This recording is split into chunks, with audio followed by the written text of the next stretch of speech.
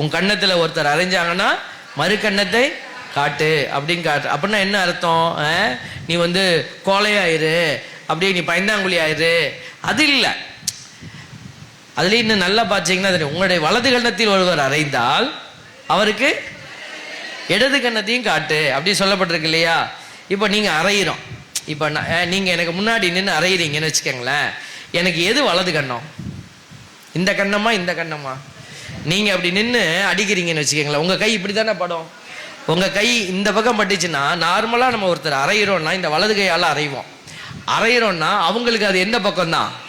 இடது பக்கம். புரிஞ்சா? இவ்வளோ நாள் யோசிக்கல இல்லை?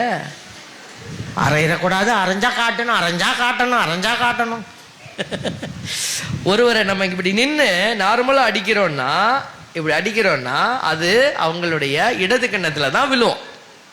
நீங்கள் முன்னாடி நின்று அடித்து பாருங்களேன், அப்புறமா வரப்படாது, இப்போவே செஞ்சு பார்க்க. இங்கே தான் படும், அப்படி தானே? அப்போ இது எனக்கு இடது பக்கம். அப்போது ஆண்டவர் என்ன சொல்ல, உங்களுடைய வலது கண்ணில் இல்லை அப்படின்னா என்ன அர்த்தம்? இந்த லெஃப்ட் சைடு அறையிறது, இப்படி அறையிறது. இப்படி அறையிறது என்ன? இப்படி அறையிறது படித்து கொடுக்குறது. பிள்ளைங்க தப்பு பண்ணிட்டாங்கன்னா கற்றுக் கொடுக்கும் போது நம்ம இப்படி அறைவோம், போடா ஒழுங்கா இருப்போம், அப்படியே அறைவோம். அது கற்றுக் கொடுப்பதற்கான அறைதல்.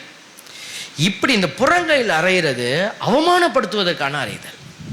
இப்படி அவங்க புறங்கையில் அடித்தா தான் உங்களுடைய வலது பக்கம் அவங்க அடிப்பாங்க.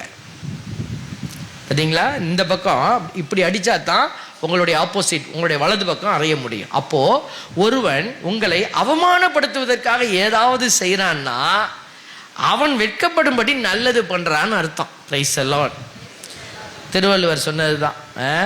என்ன சொன்னார்?